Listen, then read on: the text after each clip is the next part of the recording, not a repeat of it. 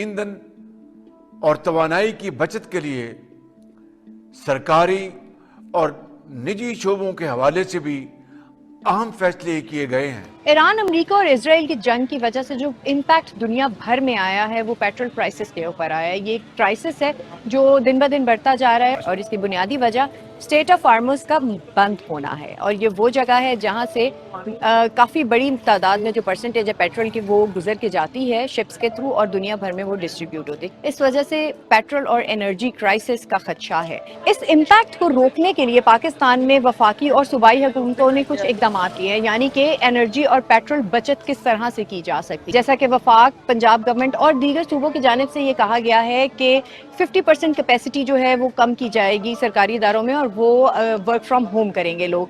उसके साथ साथ स्कूलों को ऑनलाइन किया गया है। केपी में स्कूल बहरहाल बंद तो नहीं हुए लेकिन जुमे के दिन की छुट्टी दे दी गई है और टाइमिंग्स को महदूद कर दिया गया है। इसी तरह से सिंध ने गाड़ियों की परचेज के ऊपर भी जो कहा है कि हम सख्ती करेंगे।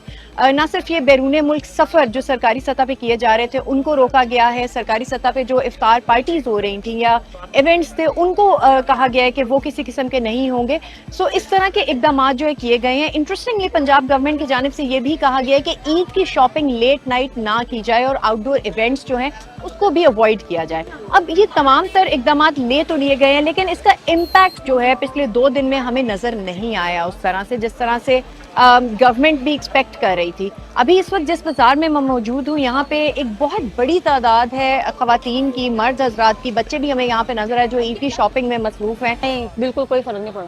अभी थोड़ी देर बाद देखिए आप पाँव रखने की जगह नहीं होगी, इसलिए मैं फर्स्ट टाइम आई हूँ। मैं रात को परसों 2 बजे गई थी, काफ़ी रश था, बल्कि बिल्कुल जैसे रात बढ़ रही होती है और रश ज़्यादा होता है। पेट्रोल कम होने की सूरत में या शार्ट होने की सूरत में या महंगा होने की सूरत में ट्रैफिक में इजाफा हुआ है, ट्रैफिक में कमी नहीं आई। स्पेशली जो मोटर बाइक्स पे सफ़र करने वाले लोग हैं उन्होंने ये ज़रूर कहा कि हम गैर ज़रूरी सफ़र को थोड़ा सा हमने महदूद कर दिया है। मैं ये सोचता हूँ कि जाने से पहले भी सोचता हूँ यार मैंने इतनी दूर जाना है, अगर वो बंदा ना मिला तो मेरा पेट्रोल आगे तो अफोर्ड कर लेते थे, अब इतना एक्सपेंसिव हो गया कि जाने से पहले ये सोचता हूँ कि पेट्रोल डालना है। वैसे भी पेट्रोल साफ सी बात है को महंगा हो गया तो ये बड़ी चीज़ें देखनी पड़ रही है कि भाई आया थोड़े टाइम में। अब कल मैं जो है मैं चिंची में चली गई थी, बेटे के साथ नहीं गई, मैंने कहा नहीं आप रहने दें। सिलेंडर भी यूज़ करते हैं और गैस शॉर्ट है, गैस मिल ही ना, जाते हैं तो कहते हैं गैस नहीं आया, अंदर भी होता भी है गैस लेकिन दे ही नहीं है।